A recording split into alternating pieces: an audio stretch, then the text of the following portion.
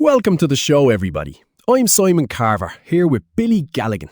And Billy, I want to start today with a statistic that completely flipped my understanding of migration history.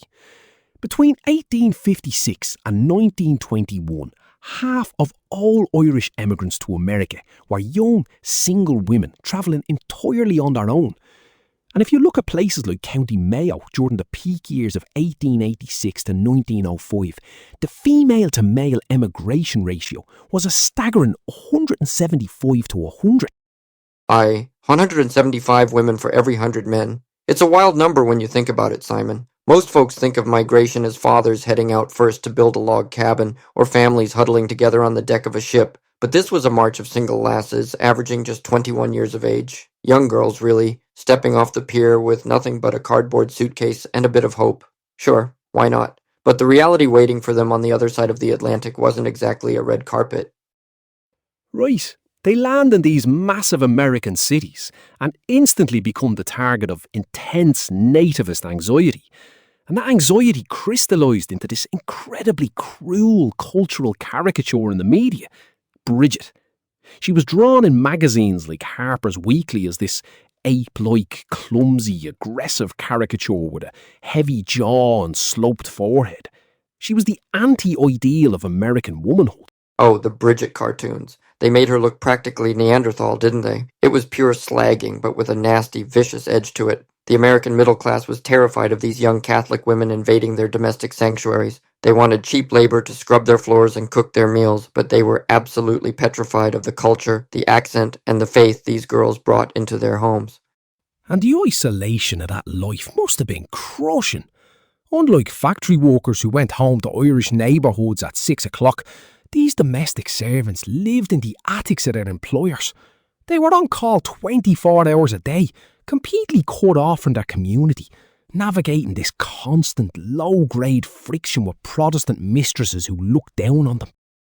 It was a lonely road, Simon. Imagine being 21, miles from Dublin or Mayo, living in a tiny, freezing attic room above a family that treats you like an alien species. You're surrounded by wealth you can't touch, and your accent is mocked every time you speak. But those lasses had a lot more steel in their spines than those mistresses realized. They weren't just going to sit there and take it. That's the incredible twist in this story.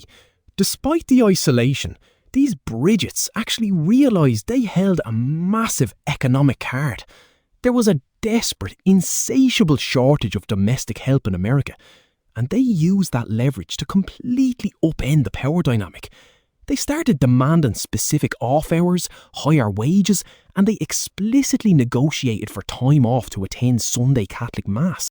They were brilliant. They'd practically hire their employers. If a mistress was too demanding or didn't want them slipping out to Mass on a Sunday morning, the lass would just pack her trunk and walk out the door. There was a fresh job waiting for her 3 doors down the street. It drove the employers mad. They called it servant girl sassiness, but it was just smart business. They knew their worth.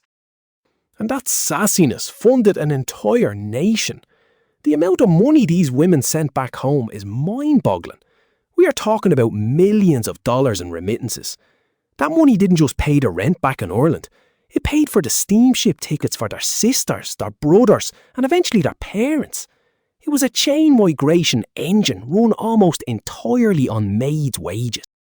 It was the lifeline, Simon. Every $5 bill tucked into an envelope and sent across the Atlantic was a brick in the bridge to America. They were working 18-hour days, saving every penny, not to buy fancy dresses, but to rescue the family back home. It's a beautiful, fierce kind of love. And when those families finally arrived, these women made sure the next generation never had to scrub another person's floor. Right. They became the foundational mothers of Irish America. They poured their savings into parochial schools and college tuition. By the time their children grew up, they weren't in service. They were teachers, lawyers, police officers and politicians.